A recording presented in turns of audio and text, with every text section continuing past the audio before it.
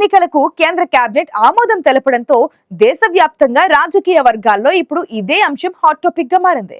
జమిలీ ఎన్నికలు నిర్వహించాలంటే ప్రభుత్వం ముందు పలు సవాళ్లు సైతం ఉన్నాయి.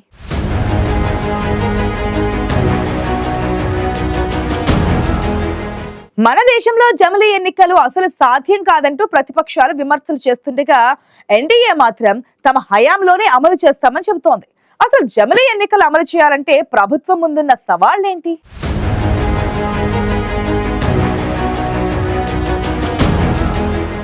జమిలీ ఎన్నికలపై కేంద్రంలోని ఎన్డీఏ ప్రభుత్వం శరవేగంగా అడుగులు వేస్తుంది. జమిలీ ఎన్నికల సాధ్యాసాధ్యాలపై రూపొందించిన కోవింద్ కమిటీ నివేదికను కేంద్ర కేబినెట్ ఇటీవలే ఆమోదం తెలిపింది. దీంతో జమిలీ ఎన్నికలపై దేశ రాజకీయాల్లో జోరుగా చర్చ జరుగుతుంది. జమిలీ ఎన్నికలపై అనుకూల ప్రతికూల వాదనలు ఎలా ఉన్నా ఎన్డీఏ ప్రభుత్వం ముందు పలు సవాళ్లు అయితే ఉన్నాయి. దేశవ్యాప్తంగా ఒకేసారి పార్లమెంట్తో పాటు రాష్ట్రాల అసెంబ్లీలకు ఎన్నికలు నిర్వహించాలంటే 6 రాజ్యాంగ సవరణలు చేయాల్సి ఉంటుంది. అందుకు సగం రాష్ట్రాల ఆమోదం కావాలి. ప్రస్తుతం లోక్సభ, రాజ్యసభలో ఎన్డీఏ ప్రభుత్వానికి ఉన్న సొంత బలం సరిపోదు. జమిలీ కోసం అదనపు ఎంపీల మద్దతు కూడగట్టాల్సి ఉంటుంది.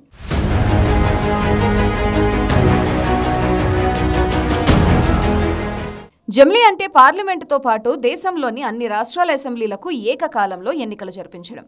ఇదేమీ భారతదేశానికి కొత్తేమీ కాదు.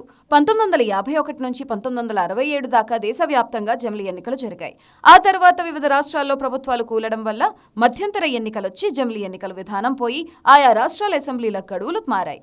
1951 నుంచి 52, 1957, 1962, 1967 సంవత్సరాల్లో లోక్సభకు, రాష్ట్రాల శాసనసభలకు ఏకకాలంలో ఎన్నికలు జరిగాయి. ఇలాంటి ఏర్పాటుకు వీలుగా బీహార్, బొంబాయి, మద్రాస్, మైసూర్, పంజాబ్, యూపీ, పశ్చిమ బెంగాల్ శాసనసభలను వాటి పదవీకాలం ముగియకముందే రద్దు చేశారు.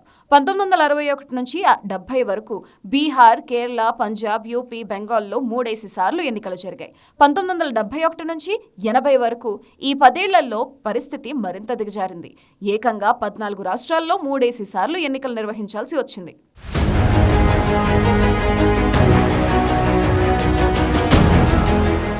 ఇక ఒడిశాలోనైతే 4 సార్లు జరిగాయి. 1981 నుంచి 90 వరకు 5 రాష్ట్రాల్లో 3 సార్లు చొప్పున ఎన్నికలు నిర్వహించారు. 1991 నుంచి 2000 వరకు 2 రాష్ట్రాల్లో 3 సార్లు శాసనసభ ఎన్నికలు జరిగాయి. లోక్సభ ఏకంగా 4 సార్లు ఎన్నికలకు వెళ్లింది. 1983 సంవత్సరంలో ఎన్నికల సంఘం వార్షిక నివేదిక జమిలీ ఎన్నికల ఆలోచనను తెరపైకి తెచ్చింది.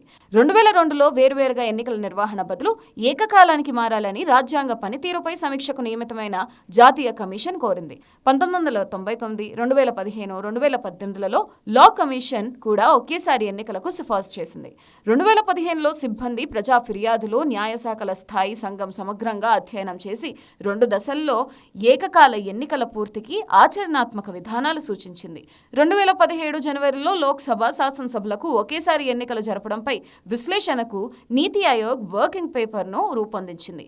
2019లో పాలనా సంస్కరణలపై ఢిల్లీలో అఖిలపక్ష సమావేశంలో చర్చ జరిగింది. ఆ సమావేశంలో ప్రధాన అంశాల్లో ఒకటిగా జమిలీ ఎన్నికలు ఉన్నాయి.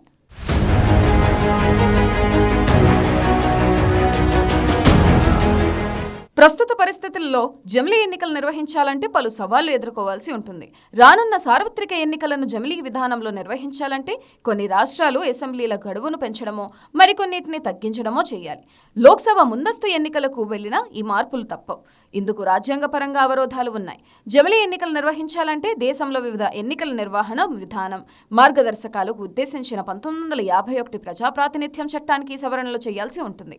దీనితో పాటు పలు కీలక రాజ్యాంగ సవరణలను పార్లమెంట్ ఆమోదముద్ర వేయాల్సి ఉంటుంది. ప్రధానంగా 6 రాజ్యాంగ సవరణలు అవసరం. లోక్సభ, రాజ్యసభల కాలపరిమితికి సంబంధించిన ఆర్టికల్ 83 సవరణ చేయాల్సి ఉంటుంది. రాష్ట్రాల అసెంబ్లీలకు 5 ఏళ్ల గడువు నిర్దేశించే ఆర్టికల్ 172(1)ని సవరించాలి. అత్యయిక పరిస్థితుల సమయంలో సభకాల పరిమితిని ఏడాదికి మించకుండా పార్లమెంట్ చట్టం ద్వారా వీలు కల్పించే ఆర్టికల్ 83(2)ని సవరించాల్సి ఉంటుంది.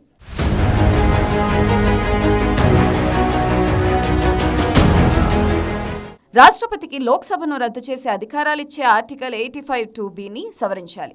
అదేవిధంగా రాష్ట్ర అసెంబ్లీల రద్దు అధికారం గవర్నర్కు దాఖలుపరిచే ఆర్టికల్ 174(2)కి సవరణలు చేయాలి. రాష్ట్రాల్లో రాష్ట్రపతి పాలనకు వీలు కల్పించి ఆర్టికల్ 356కి సవరణలు చేయాల్సి ఉంటుంది. ఎన్నికల కమిషన్కు సంబంధించిన ఆర్టికల్ 324ను సవరించాలి. ఈ రాజ్యాంగ సవరణలను పార్లమెంట్ 2/3 మెజార్టీతో ఆమోదించాలి. ప్రస్తుతం లోక్సభలో బీజేపీ ఆ మార్కు దాటాలంటే సొంత బలంతో పాటు అదనంగా ఎంపీల మద్దతు కూడగట్టాల్సి ఉంటుంది. రాజ్యసభలో మరింత ఎక్కువగా కష్టపడాల్సి ఉంటుంది. ప్రస్తుతం లోక్సభలో ఎన్డీఏకు 293 ఎంపీల సంఖ్యాబలం ఉంది. జమిలీ బిల్లు ఆమోదానికి 362 మంది ఎంపీల మద్దతు అవసరం ఉంటుంది. రాజ్యసభలో ఎన్డీఏకు 121 సభ్యుల బలం ఉండగా జమిలీ ఆమోదానికి 164 మంది ఎంపీల మద్దతు కావాల్సి ఉంది.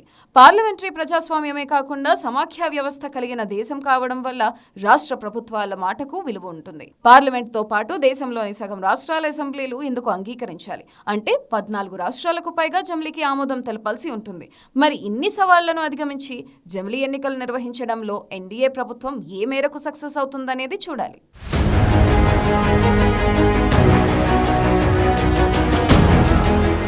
జమిలీ ఎన్నికలకు పలు సవాళ్లు ఉన్నప్పటికీ ఎన్డీఏ ప్రభుత్వ హయాంలోనే సాధ్యం చేసి చూపిస్తామంటుంది మోదీ సర్కార్. అయితే ప్రతిపక్షాల మద్దతు లేకుండా ఎన్డీఏ ప్రభుత్వం ఏ విధంగా జమిలీ కార్యరూపం దాల్చుతుందనేది చూడాలి.